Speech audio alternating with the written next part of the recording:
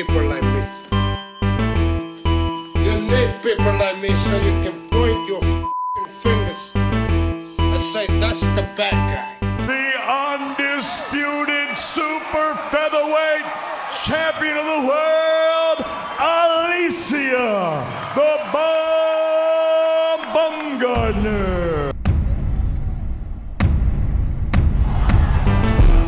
That's the bad guy. That's the bad guy. That's the bad guy. That's the bad guy.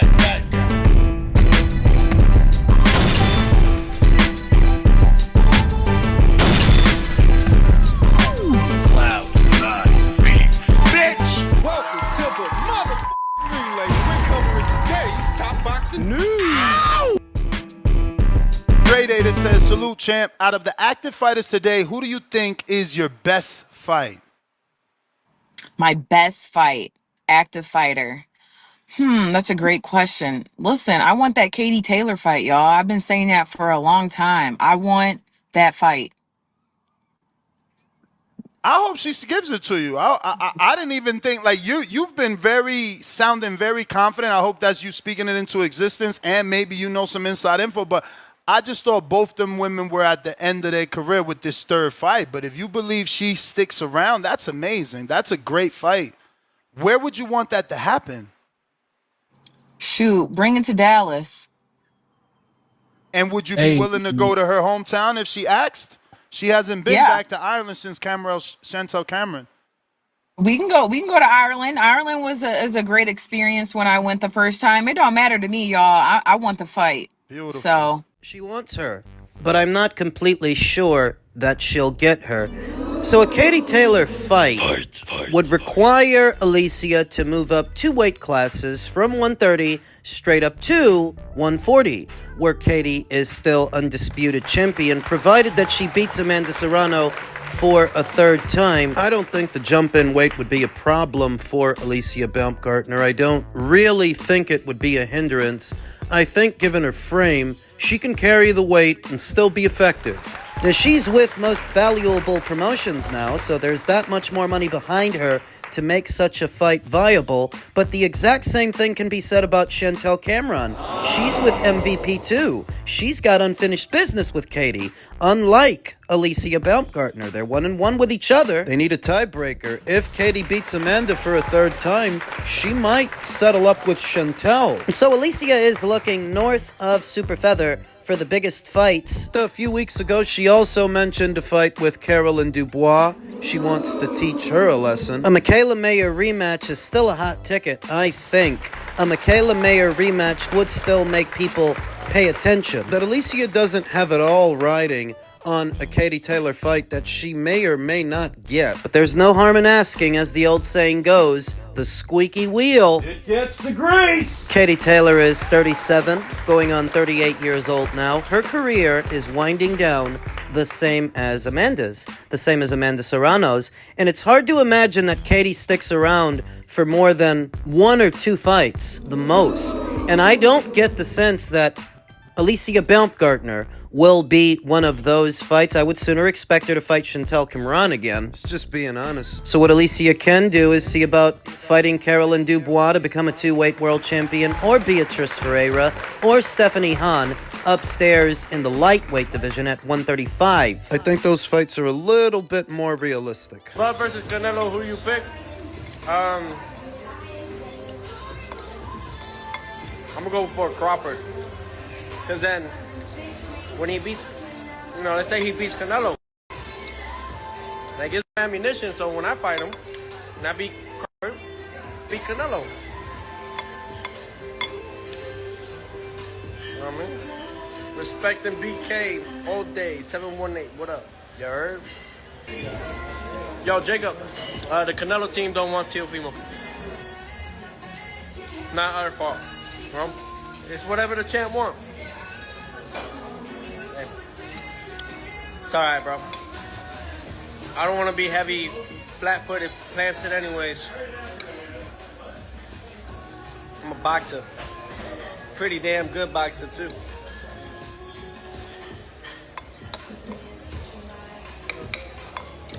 I want to ask you guys something. a lot of people chewed my ass about not knowing how to cut the ring off, right? All right. Pero Canelo, he fought William Skull, and he could not cut the ring off. So Teofimo Lopez is now going with Terence Crawford to win the fight for no reason other than Team Canelo did not want to take him on, did not want to train him. It seems disingenuous to have spent the amount of time he spent buttering up Team Canelo and trying to get into their good graces, showing up to Canelo's press conferences, just going wherever Canelo is for you to turn on him. But hasn't Team Canelo turned on him by not taking him on, by not training him? I don't think so. It could be as simple as Eddie Reynoso not wanting to spread himself thin. You're already working with Canelo and Jaime Munguia and what other fighters fight out of that gym, that if you take on another high-profile fighter like a Teofimo Lopez, you won't dedicate the time you need to really help him.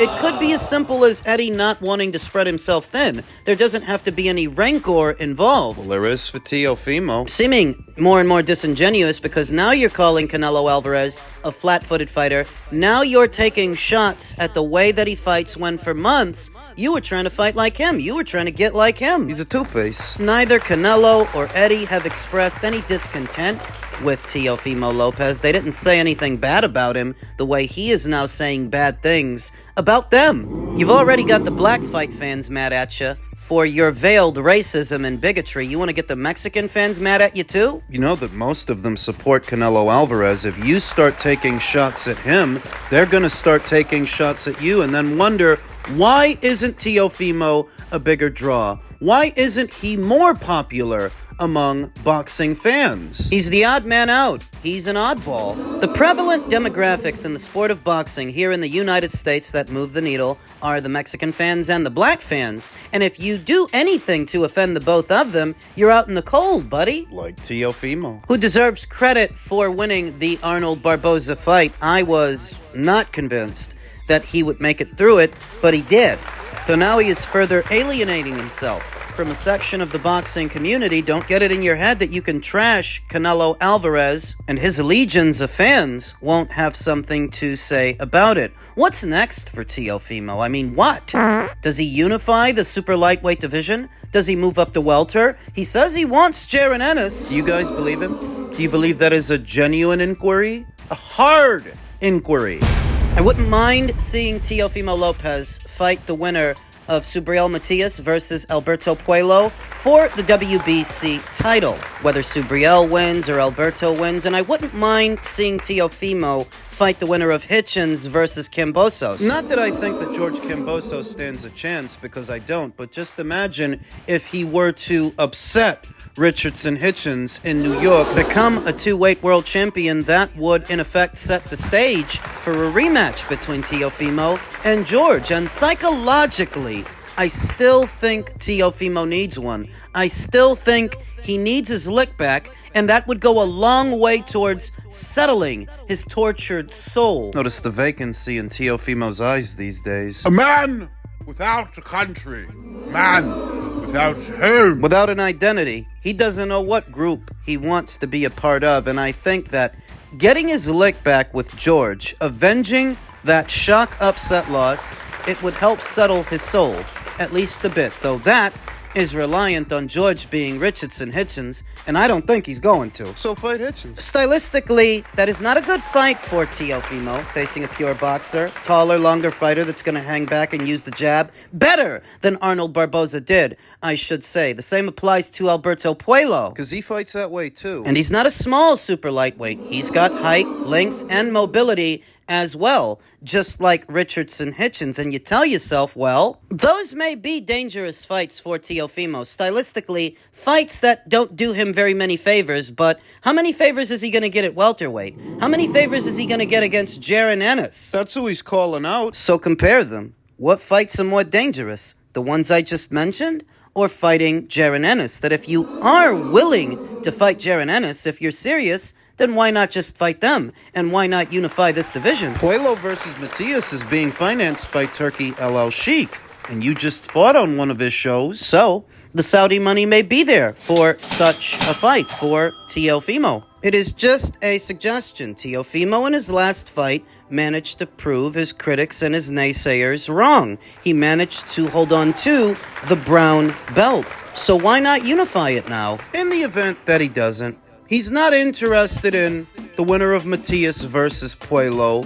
One guy who is unbeaten up-and-comer and WBC mandatory challenger Dalton Smith is likely to wait for the Puello versus Matias winner, says Eddie Hearns. Hopes of seeing Dalton Smith collide with Adam Azim later this year are swiftly fading away, with Matchroom boxing promoter Eddie Hearn deeming their much-talked-about domestic dust-up to be unlikely. The pair have been on a collision course, according to Hearn, for the last 3 years, with their potential matchup representing a fierce discussion point among fans. But while the boxing fraternity continues to debate which super lightweight operator has the edge, it would appear that we remain no closer to discovering that eagerly awaited answer. Instead, mandatory challenger Smith, 18-0 with 13 KOs, is set to wait in the wings as WBC champion Alberto Puello dukes it out with dangerous puncher Subriel Matias. Why is Alberto doing this? Why is Alberto taking on someone as dangerous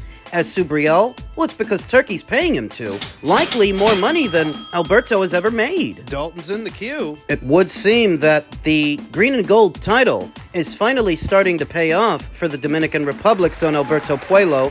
The intriguing matchup will take place on July 12th, appearing on a New York card topped by Shakur Stevenson versus William Zepeda and Hamza Shiraz versus Edgar Berlanga. Puello, 24-0 with 10 KOs, claimed his green and gold belt following a split decision win over Sandor Martin in March, while former champion Matias, 22-2 with 22 knockouts, has amassed 2 stoppage wins since losing to Liamparo last June. The winner of their clash should then be ordered to face Smith, who since his career best win over Jose Zepeda last year has become the WBC's leading contender at 140. So while a potential fight with Azim looks yet to be kicked further down the line, it would seem that Smith, at least from his promoter's perspective, is unlikely to return to action ahead of a shot at World Honors. Azim, meanwhile, is yet to announce his next opponent, with the 23-year-old's last outing against Sergey Lipinets arguably delivering a career-best performance. We like the Azim fight. We've been calling for it for 3 years, said Hearn, who promotes Smith. And now when they've got nowhere to go, Team Azim are like, oh yeah, we'll take the Dalton Smith fight, but we're mandatory for the winner of Puello versus Matias. I think Smith's management are thinking, why would we fight Azim now when we're fighting for the world title next? We also acknowledge that Smith versus Azim is a big fight, so we don't rule that out. But it's very likely that we'll wait for the winner of Puello versus Matias. Dalton Smith was in action not but a few weeks ago against Canada's own Mathieu Germain, a boxer, a mover, what seemed like a rehearsal for an Alberto Puello fight because he's a boxer, he's a mover, a better one I think than Mathieu Germain. All the same, good preparation for an Alberto Puello fight. What wasn't Dalton Smith's strongest showing so far, but he did manage to score 3 knockdowns in the Germain fight. Once in the second, another in the 11th, and yet another in the 12th. The power is real. If all of those knockdowns aren't indication enough, the amount of time that Mathieu Germain spent on his bike should tell the story. Not spending all that time on the move because of how hard Dalton doesn't hit. But Dalton's got his work cut out for him. Winning the WBC title is not going to be easy. Whether it's Alberto he has to go through or Subriel, they're both more experienced than Dalton Smith, and they're both dangerous in their own way. Dalton Smith has to put the pressure on Alberto Puello, who's going to move and punch, use the ring. He's got to be the aggressor, he's got to take it to him. Whereas with Subriel, he would have to mitigate the aggression, mitigate the exchanges. Because Subriel Matias lives for those. He wants to trade, he wants to bang in the booth. You can't just sell out and give that to him. Not every time, then you're playing his game, fighting his fight. The road to the WBC title is not an easy one for Dalton Smith. I think we're gonna be worried about what happens in that fight because Barrios may be the the I don't want the easiest of the champions. Maybe that's why Manny decided to to come back and give it a try. But even then, Barrios is young. Barrios is a strong guy, that could actually hurt Manny. Manny didn't look good in his last performance. This is a couple years ago, and it was kind of embarrassing to see Manny end up like that. Hopefully, he gets in great shape. Maybe he gets a really good nutritionist or somebody that's going to help him very well. But I don't see things going right with Manny at this point anymore. Hopefully I'm wrong. I would love to see him become champion again because, like Paulie said, it gives all the other guys, a big fight, a big opportunity, and maybe we'll see Floyd come back and do a rematch with Manny, and it'll be a huge fight. I don't know. I really don't know, but it might be sad to see Manny back in the ring. That's what I'm thinking. Yeah, I agree, Robert. I'm not looking forward to it because I just think about aging brains don't take punches well. I mean, brains in general are not made to take punches, but just aging brains that definitely don't take punches as well. Why is Manny Pacquiao still even fighting at 46 years old? I can only deduce that if he's still going to subject his body to the rigors of professional boxing after all these years, it's got to be because he's low on cash. Manny has never been a business-minded fighter. He's never been good with money. It's been 3 years since his last fight, and 3 years later, I don't expect him to look any younger. I don't expect him to look any better. Neither does Robert Garcia. The only silver lining, the only saving grace for Manny.